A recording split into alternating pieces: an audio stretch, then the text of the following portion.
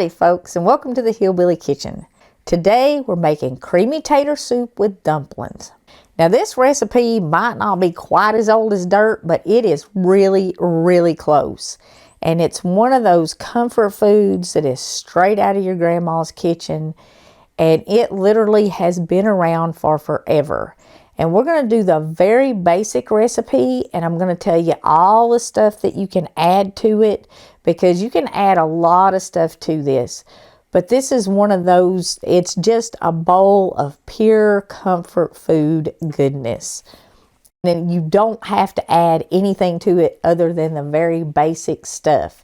It's one of those things that'll get you through when times are tough, because you need almost nothing to make it.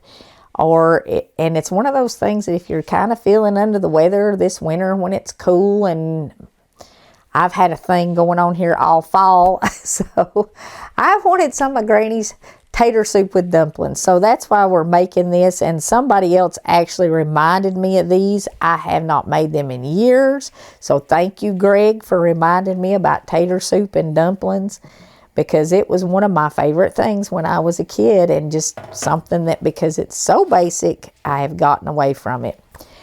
Anyway, all you need to make this is some taters and a little butter and milk and a cup of flour for your dumplings. Now you can add in celery, which I ain't. You can add in carrots, which I'm not today. And you can certainly add in onions, which I'm going to do because I really like taters and onions together, but you don't have to have the onions if you don't want them. And we're going to start by heating up our pot. And we've talked about heating up our pot a lot because if you heat your pot first, or your pan, whatever you're making, and then you add your fat to it and coat it, it will literally turn any surface pretty much non-stick. But you want to get the pan good and hot, or your Dutch oven in this case, and then add your fat to it. And I'm kind of not just throwing my butter in, I'm going to go around the edges of it, and then I'm going to throw the rest of it in. And I'm using a whole stick of butter. You don't have to use that much butter. You really don't have to use any butter at all, especially if you're not doing the onions. But if you're not doing the onions, just dump your taters in here and start boiling them. You don't have to have the butter. But I like the flavor of the onions and the butters and the taters, so that's what I'm doing. And I'm going to let my butter just melt, and then I'm going to saute my onions before I add my taters. And like I said, you don't have to do this. And if you want to add celery, go ahead and put your celery in here. You can also put bacon in this. You could fry up a little bacon instead of using butter, and use the bacon grease in this to start it. You can add a little ham to this if you got some leftover ham, especially if you're making it like after Thanksgiving and you got folks spending the weekend and just got a little bit left, or if you're making it after Christmas and you want to use up that leftover ham, a little ham in here is not bad. And if you don't want any onions or celery or any of that stuff in it, just go ahead, like I said, and dump your taters in here and start cooking them, because you don't have to do this part. But I want onions. Now this is a very basic recipe, and you can change it any way you want to. And I'm just doing basic dumplings. For my dumplings, I've just got a cup of self-rising flour. I might put a little bit of pepper in them. If you don't have self-rising flour, put you a heaping teaspoon of baking powder and a pinch of salt in it, and you can do that, use all-purpose flour. But I'm just going to add enough of my milk to my self-rising flour to make my dumplings, and I'm going to spoon them in. And you could do, if you like rolled dumplings, you can do rolled dumplings. And you can even get you a can of biscuits, the canned biscuits, and cut them up in pieces and use them to make your dumplings if you don't want to make dumplings. But literally, it's just flour or self-rising flour and milk is all you need to make them. And you just mix it up and then drop them in, and we'll do that here in a minute. I'm going to let my onions saute and start getting tender before I start my taters, because I don't really want chunks of raw onion in this when I eat it. I want it to be really smooth and creamy. That's kind of the point of the cream of potato soup. While our onions are sauteing, I want to ask you to please click like and subscribe if you have not already, and share our videos with your friends. As of the date that I am making this video, we have 980,000 subscribers. I would love to hit that million subscriber button. People keep asking me if I've hit 1 million subscribers yet, and the channel has been growing really, really slow for the past 3 years, but we are so close to it now. So if you all would subscribe, if you're not already, maybe ask your friends to subscribe. I would greatly appreciate it, because it would be really cool to hit that 1 million subscriber level. I've been at this a long time, and I appreciate all of you who have been with me through this very long journey. Since 2014 we've been on here. But thank you so much. And like I said, I'd appreciate it if you'd subscribe. If you're not, maybe ask your friends to subscribe. I would like to hit that 1 million subscriber level. Just one of those things. Not necessary, but it would be cool. My granddaughter would really think it's cool. Thank you again. Now, the only spices that I'm using today are just salt and pepper. And you could add in red pepper flakes. You could add in like some kind of Italian seasoning or any other spice blend that you like, because this is a basic recipe. And you can add those spices into your soup, and you can add them into your dumplings. It's just kind of up to you. But I'm making it basic. I mean, when I grew up, we always had it basic. And this was basically a free meal when I grew up too. That's a lot of basics. You know, we always grew the potatoes. Granny and Pa had a cow. They would milk the cow. They would make butter out of it. And she'd have buttermilk for her dumplings because they had buttermilk. If you have buttermilk, it does make the dumplings a little lighter and fluffier. Sifting your flour also makes it a little lighter and fluffier, and I might do that. But, you know, I tried to research this recipe. I wanted to see how old it was, and I can't really find anything. But dumplings have been around since before the time of Jesus, according to the internet.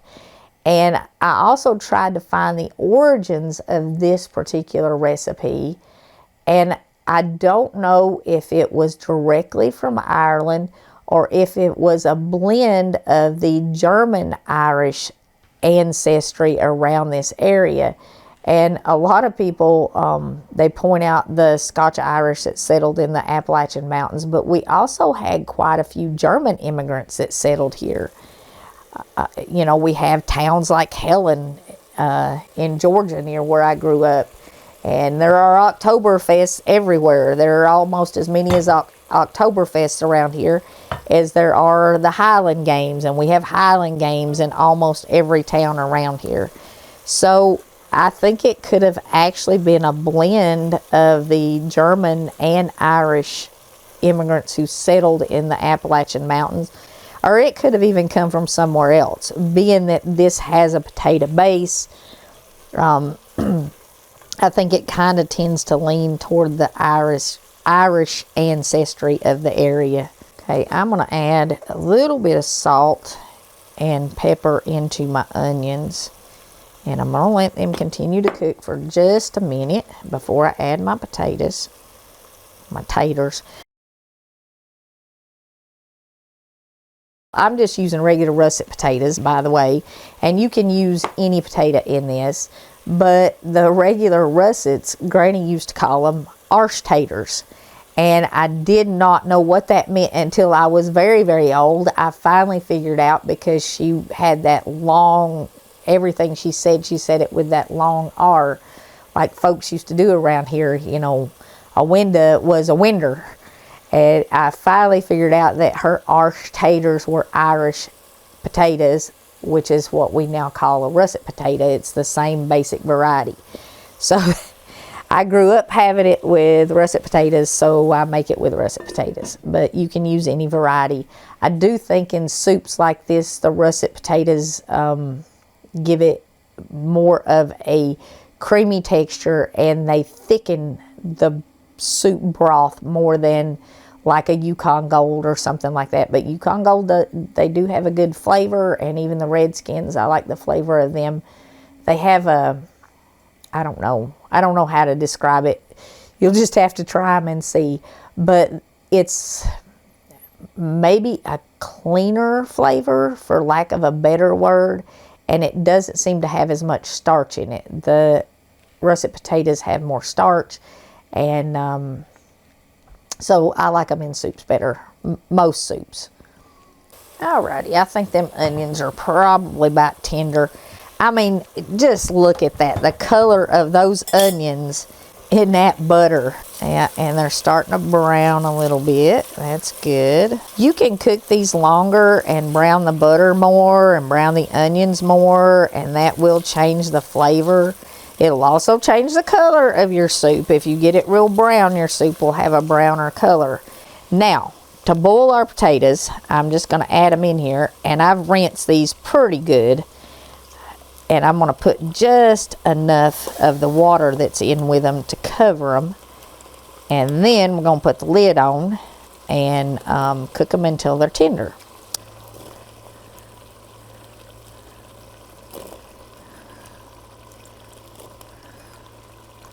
And I could get some fresh water, I guess, but I didn't have it out, so I'll just use this. Like that. You don't want to get too much water in them, because water really don't have any flavor in it. We want the milk in to make our gravy, and this is going to be like taters and gravy with the dumplings in it. Kind of like chicken and dumplings with the gravy, only it's just taters. But we want our gravy to be really thick, and we want it to be really rich, and that's what the milk is going to do. We're only going to have the flavor in this of the taters and the onions and the milk. And of course a little salt and pepper. If you don't use the onions, you're just going to have the taters and the milk. But trust me, it's good, even without the onions.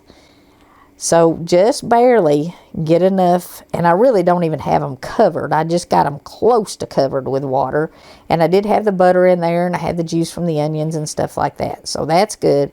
Bring this to a boil. We're going to cover it so it'll cook quicker. And it'll only take about 10 minutes because I cut my taters up pretty small. And I don't think I said this, but I had about 2.5 or 3 pounds of taters that I peeled and cut up. You do want to peel them, because if you don't peel them, you're going to have the skins in your soup. And the skins, really, for a creamy soup, I don't like them. So I do peel my taters when I'm making soup out of them like this. If I'm doing a stew or something, I'll leave the skins on them.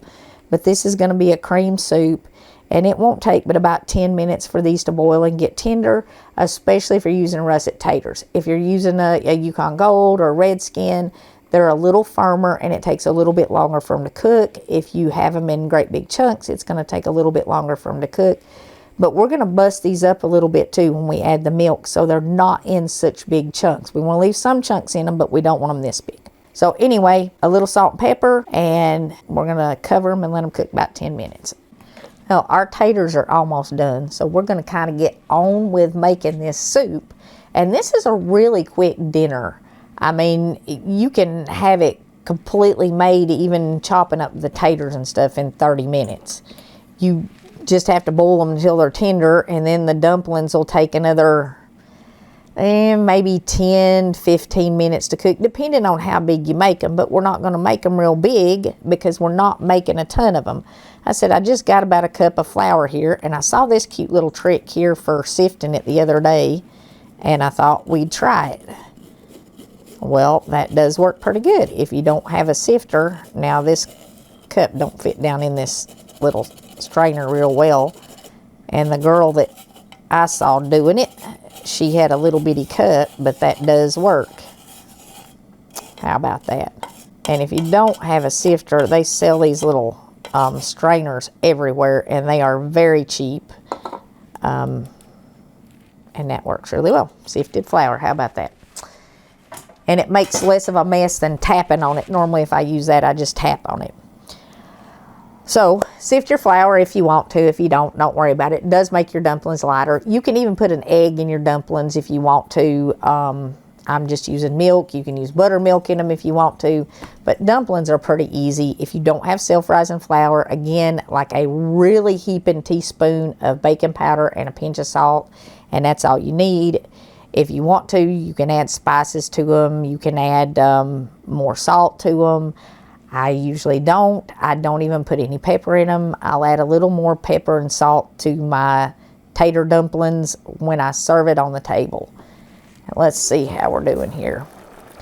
Now, if you don't have one of these cute little things here for busting up hamburger or taters, you can use just a spatula and do the same thing I'm doing, something with a kind of a sharp edge, and it'll bust it up. Now, we're busting these up for a couple of reasons. Busting them up puts some of the tater in the juice and it will thicken it up, but also the smaller chunks, I think, just make the soup better. But again, that's depends on what you prefer, your taste. You're making it, make it your way. It is so nice here today. We're just kind of starting into fall. We had a cold front come through. I've got the windows open. I can hear the birds singing. I don't know if you can hear anything other than this pot bubbling or not.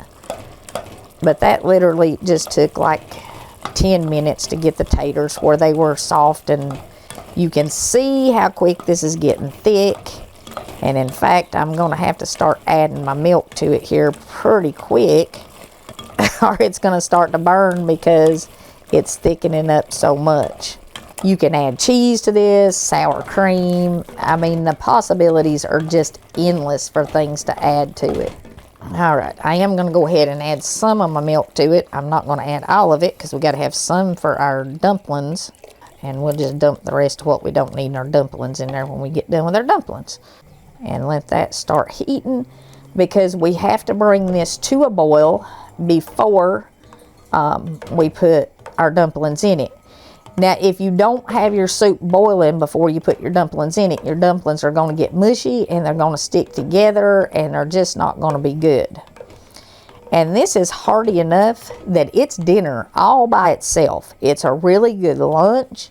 If you want to have some friends over and have lunch this fall, maybe sit out on the porch and have lunch or whatever. It's a good soup for that. And if you're worried about not having fruits or vegetables in it, you know, if you didn't add peas and carrots and all that stuff and you want to have it for dinner, make a big fruit cobbler or fruit pie to go with it for dessert. Oh my gosh, imagine this in a big peach cobbler for dinner. You get the feeling somebody's in a carb mood today. Some days are just that way though. Now, I'm just kind of stirring this. You do want to bust up your taters, mash up your taters, break up your taters, whatever, before you add in your milk, because when they're all floating, it's much harder to bust them up. So do that when it just has a little bit of water in there. Anyways, for our dumplings, we are just going to add enough milk to this to make a dough out of it. And we're just going to kind of stir it in real slow. It should take about half a cup, maybe a little bit more for a cup of flour. And you can also roll your dumplings out on the countertop and cut them up or pinch them off or whatever. But I'm doing drop dumplings. That's what Granny did, and that's what I like. And I've still got my soup pot on high, so I'm going to have to kind of keep an eye on it because I don't want to scorch my milk. That's pretty good right there. That's a dough, and that's all we want. And you don't want to overmix them, because if you overmix them, it is a quick bread or a biscuit type dough. And if you overmix it, your dumpling is going to be tough. So just get it mixed up. And I'm going to go ahead and dump the rest of this milk in here. I'm going to stick my lid back on this for just a minute because I want it to come to a good rolling boil before I add my dumplings in there. It's kind of boiling. It's like a simmer now. I got some little bitty bubbles, but I want a good boil. Okay, that's a pretty good bowl right there. Oh my goodness, and this is thickening up so nice. I feel like I'm back in Granny's kitchen. I wish y'all were all here to share a big bowl of this when we get it done, because it's one of them soups that is better shared. Well, I stirred it. There it comes back. I was going to say I stirred it and I lost my boil. Here's another trick to dumpling making. I was going to just clean my spoon off, but since I had to wait a minute for it to boil, dip your spoon in your hot liquid And then spoon out your dumpling. And I'm making these small because I want it to cook fairly quick. And also because I didn't make a ton. But if you just dip your spoon every time down in your hot liquid and then spoon your dumplings out. And this ain't going to make pretty dumplings. This is going to make soup dumplings here. They're going to be all kind of funky shapes and sizes, but that's okay. If you want them pretty, roll them out and cut them. And you can even roll them up in little balls. But I'm making what my granny used to make. And if you use the canned biscuits because you're in a hurry or you're not comfortable doing this, which, like I said, this is pretty simple. And they don't have to be pretty. Granny did not make pretty dumplings when she made dumplings. She made good dumplings. And the thing about doing it this way is they're actually fluffier because they haven't been worked as much. But you can use the canned biscuits and cut them up, and they do fine. This is a whole lot cheaper, too. I cannot believe how expensive canned biscuits have gotten. I mean, I used to get those 4-packs for $1 when my kids were little, and I did do a lot of stuff out of them, especially the 2-ingredient donuts that we put up. They love those. They were a very special treat. Okay, now that we got our dumplings in here, you can kind of separate them a little bit. Looks like them two right there stuck together. And then we just want to put the lid back on it. Turn it down a little bit because I've still got it on high here. I wanted to get it back to a good boil. And we're going to leave the lid on it probably about 12 minutes because those are not real big dumplings. One of the comments that I get, or the reoccurring themes to comments, are how so many of my recipes take people back to their childhoods, take people back to their granny's kitchens, take people back to the places where they came from. And simple recipes like this one certainly take me back. They take me back to my granny's kitchen. They take me back to that worn out table with the worn out chairs where none of them matched. The linoleum on the kitchen floor didn't even have any color left in it. And life was so much slower. It wasn't complicated like it is now. Everything that we ate didn't have to have 50 ingredients. Everything that we ate certainly didn't have meat in it. And a meal like tater soup with dumplings or beans and cornbread was welcome. It was warm and it was cherished. And if we would just slow down, if we would take time to remember, it's not about how much we have. It is about who we share it with. It is about family, and it is about sustenance. A lot of times, I've said my granny and Paul were sustenance farmers. They didn't have a big commercial farm. What they grew, they ate. What they raised, they ate. It was a way of life, and everybody in the family helped. It was an entirely different kind of life. It reminds me very much, or maybe 1 Peter 5:5 kind of exemplifies that lifestyle. Likewise, ye younger, submit yourself to the elder. Ye all are subject one to another, and be clothed in humility, for God resists the proud and giveth grace to the humble. We were all subject to one another in that time, and we are to be subject to one another even now, to serve one another with humility. And we should submit ourselves to our elders because they know things, they have been through things, they have walked longer with the Lord than we have. They have more life testimony to share. God has brought them through those difficult times, and through their testimony we can gain strength. And during that time we honored our elders, and we kept them in our homes with us, and we cared for them. I mean, my granny and Paul were central in our lives when we were children. All of my cousins, they were a part of our lives. They were a part of our parenting. And Granny parented all of us.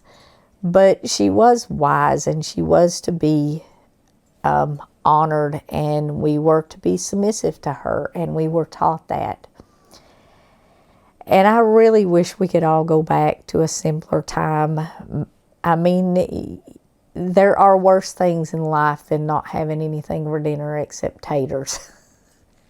And not having that extended family, not having grandparents in children's lives, not having even parents in children's lives, I think is a far greater tragedy than only having taters for dinner.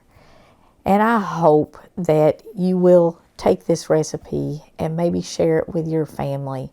Just a simple meal. And remember those times. And I hope that we can all get back to a point where we are honoring our elders, where we are serving one another with humility. And I certainly hope I am never too proud or too haughty to share a common meal with anyone. Just a thought. Okay, our dumplings have been cooking for about 12 minutes. So I'm going to check and see if they're done. And I did turn this all the way down on low. You can see it's still boiling. We had a lot of steam in our pot there that you could see when I took the lid off. And yep, they appear to be done. They are all floating nicely. Now, I don't want to sink them too much. And you could add some fancy herbs on top of here if you wanted to purdy it up. You know, some of that green stuff or something. But like I said, that wasn't anything we ever had. And a lot of times Granny didn't even cut the onions up and put in it. But I happen to like taters and onions. I like plain taters too, because that's how she made them a lot. All right, it's done. That's all there is to it. And you've got a bowl of pure goodness there. And all you folks that are on a low-carb diet, I'm sorry. This is pure carbs. But something to keep in mind, if you put the butter in there, it is going to have fat, so it's going to fill you up. Stir these gently, by the way. You don't want to bust your dumplings up. It has some protein in it because it's got the milk in it. The only thing missing, like I said, is some vegetables. It does have the onions in it, so this is actually a fairly balanced meal here with the onions in there. But if you feel the need for some more fruit and vegetables, do a big peach cobbler for dessert. Oh my gosh. Okay. Well, this is just too good to wait any longer. It's lunchtime here. So I'm going to dip me out some. And this is going to thicken up too. It's got a pretty rich gravy in it already. But as this cools, it's going to thicken up more. You want about 3 or 4 of them dumplings per bowl. And I think Alex is on her way over here. Normally when Alex has soup, Alex has a whole pan of rolls with her soup. And this is the kind of soup that you bread eaters with your soup would really enjoy. You might want to put 5 or 6 dumplings in your bowl full. But even scooped out instead of rolled out, and this one's got taters all over it because I stirred it. Them are some fairly pretty dumplings. And this is just beyond simple. If you don't want to make the dumplings from scratch, you can use canned biscuits. It's your soup. You can do whatever you want to with it. The gravy in here, and this is actually a gravy in this soup, it's going to thicken up. It's a cream-based gravy or milk gravy. If you want to fancy it up for the folks in your life that are a little fancier, serve some bacon crumbles and cheese and maybe sour cream. Just sit it on the table with it and let folks add it if they want to add it. But that's absolutely it. That is Granny's tater soup with dumplings. Creamy tater soup with dumplings. Thank you so much for joining us in the Hillbilly Kitchen. If you have not already, please don't forget to click like and subscribe before you leave. Share this video with your friends. Help us reach that 1 million subscriber mark. And until next time, remember to put God first.